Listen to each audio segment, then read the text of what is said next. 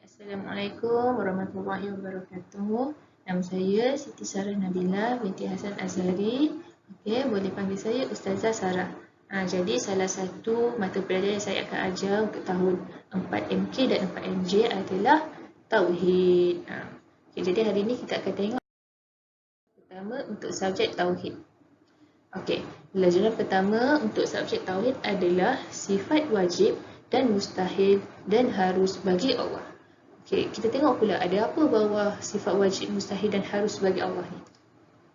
Okey, unit yang pertama kita akan tengok hari ni adalah sifat wajib dan mustahil bagi Allah. Okey, kita tengok pula ada apa bawah unit satu ni.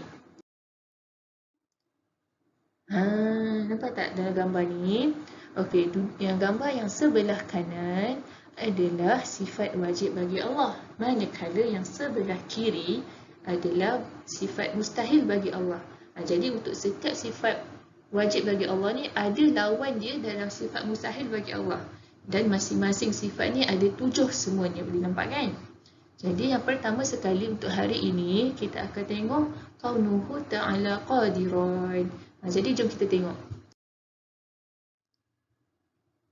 Unit 1.1 kaunuhu ta'ala qadiran, lawannya kaunuhu ta'ala ajizan. Okey, hari ni kita akan tengok kaunuhu ta'ala qadiran je dulu ya. Okey, kita tengok apa dia kaunuhu ta'ala qadiran ni.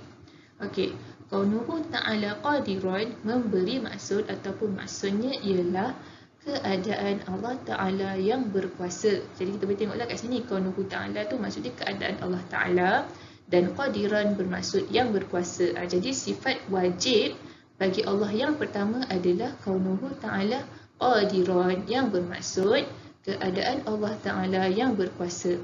Jadi kita akan tengok pula dalam Al-Quran apa dalil yang menunjukkan bahawa Allah ni berkuasa.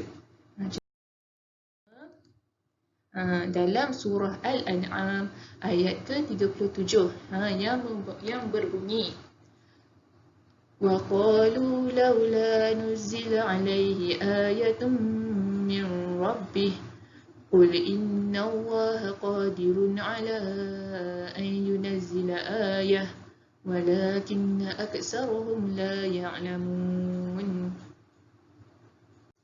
Okey, ayat ni bermaksud dan mereka iaitu golongan kafir musyrik berkata, alangkah eloknya kalau diturunkan kepada Muhammad satu mukjizat dari Tuhannya. Katakanlah wahai Muhammad, sesungguhnya Allah berkuasa menurunkan mukjizat. Akan tetapi kebanyakan mereka tidak mengetahui, iaitu balasan yang akan menimpa mereka kalau mereka enggan beriman. Jadi dalam ayat ni kita boleh nampak yang sesungguhnya dalam ni cakap sesungguhnya Allah berkuasa menurunkan mukjizat. Jadi mukjizat ni adalah satu perkara yang luar biasa yang Allah kurniakan kepada Nabi dan para Rasul dia. Jadi contoh yang Ustazah boleh bagi adalah kisah mukjizat Nabi Musa. Pada satu hari ni, Nabi Musa kena bertarung dengan ahli-ahli sihir Fir'aun. Jadi Allah pun menurunkan mukjizat kepada Nabi Musa dengan menjadikan tongkat Nabi Musa kepada seekor ular. Yang mana ular ni boleh mengalahkan semua ular-ular sihir Fir'aun ni tadi. Jadi kat sini kita boleh nampaklah macam mana Allah boleh menggunakan mukjizat ataupun perkara yang luar biasa. Jadi kita boleh nampak kat sini Allah tu berkuasa. Okey. Seterusnya kita akan tengok pula sifat Allah yang berkuasa ni. Okay, yang pertama, Allah amat berkuasa untuk melakukan sesuatu mengikut kehendaknya tanpa sebarang bantuan. Jadi Allah ni kalau dia nak buat sesuatu, dia tak perlu bantuan daripada sesiapa pun. Kalau Allah kata nak buat manusia, terus jadi manusia. Kalau Allah kata nak buat pokok, terus jadi pokok. Kalau Allah kata nak buat batu, terus jadi batu. Kalau Allah kata nak buat bukit, terus jadi bukit. Ni Allah tak minta siapa-siapa pun bantuan untuk membuat semua kejadian-kejadian dekat alam ni. Okey? Okey, itu yang pertama. Yang kedua pula ialah tiada siapa yang boleh menghalang apa yang dilakukan oleh Allah. Okey, dalam dunia ni tak ada satu kuasa pun yang boleh menghalang Allah tu nak buat apa. Contohlah Ustazah nak bagi. Katalah Allah tu nak cipta semut. Boleh ke kita halang Allah tu daripada cipta semut? Tak boleh kan? Jadi tak ada satu kuasa pun yang boleh menghalang apa je yang Allah nak buat. Okey? Itu yang kedua. Kemudian yang ketiga ialah tiada siapa pun yang boleh menandingi kekuasaan dan kehebatan Allah. Yang seperti Ustazah cakap tadilah. Sebab tak ada siapa pun yang boleh menghalang apa yang Allah nak boleh buat. Jadi menunjukkan Allah ni lah yang paling berkuasa antara semua, antara ciptaannya. Sebab tak ada siapa pun yang setara dengan Allah. Contohlah kita boleh bagi, ataupun Ustazah boleh bagi kisah Nabi Musa. Okey, dalam kisah Nabi Musa ni, ada satu hari ni Nabi Musa dipanggil oleh Fir'aun. Okey, Fir'aun ni cakaplah, aku ni boleh menentukan siapa yang hidup dan siapa yang mati. Kemudian adalah dua orang, kita kata macam hamba lah. Ada dua orang. Jadi bila Fir'aun tu arahkan dia bunuh salah seorang pada hamba ni, dia pun bunuh. Daripada bunuh seorang hamba ni, dia pun cakaplah dengan Nabi Musa yang kau tengoklah, aku telah menentukan yang dia akan hidup dan dia akan mati. Tapi kemudian bila Nabi Musa tanya, kau boleh ke hidupkan semula orang yang dah mati tu? Sila tak boleh kan sebab dah mati. Fir'aun tak ada kuasa nak hidupkan balik orang yang dah mati. Macam tu. Itulah contoh macam mana tak ada satu makhluk pun di dunia ni yang boleh menandingi kekuasaan dan kehebatan Allah. Okey, itu yang ketiga. Kemudian kita tengok pula yang keempat.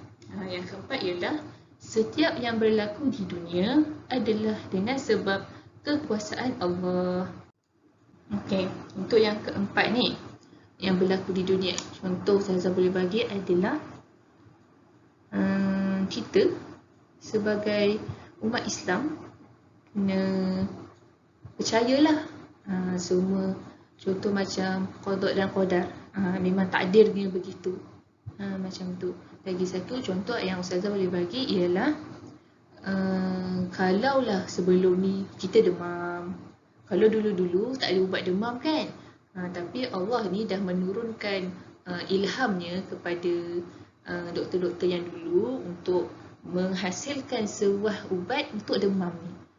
Jadi sekarang bila kita demam je dah ada ubat. Jadi benda ni berlaku adalah dengan kekuasaan Allah. Macam mana Allah menyampaikan kekuasaannya? Contohnya macam beri ilham ke, macam tu. Ataupun Allah menyampaikan mimpi ke, macam tu. Okey? Itu yang keempat.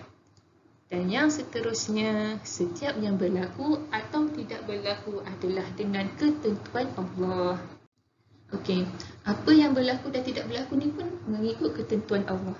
Macam kita punya qada dan qadar ataupun takdir hidup kita, kita lahir dengan ketentuan Allah. Kita meninggal pun dengan ketentuan Allah. Kita sakit ke, kita sihat ke, semua dengan ketentuan Allah. Tak ada siapa pun yang boleh mengubah. Macam tu Dan yang terakhir sekali, orang Islam wajib meyakini kekuasaan Allah. Jadi kita sebagai umat Islam ni kena percayalah bahawa Allah itu amat berkuasa. Allah itulah yang menciptakan kita. Kita ni adalah hamba kepada Allah. Sebab tu hari-hari kita buat solat 5 waktu. Sebab kita sembah Allah, betul tak? Macam tu. Rasanya itu sahaja untuk tajuk hari ini. Kalau ada soalan, kita boleh ataupun ada soalan selepas ini boleh PM Ustazah ataupun tanya pada kelas kita yang seterusnya. Okey? Terima kasih kerana mendengar. Assalamualaikum warahmatullahi wabarakatuh.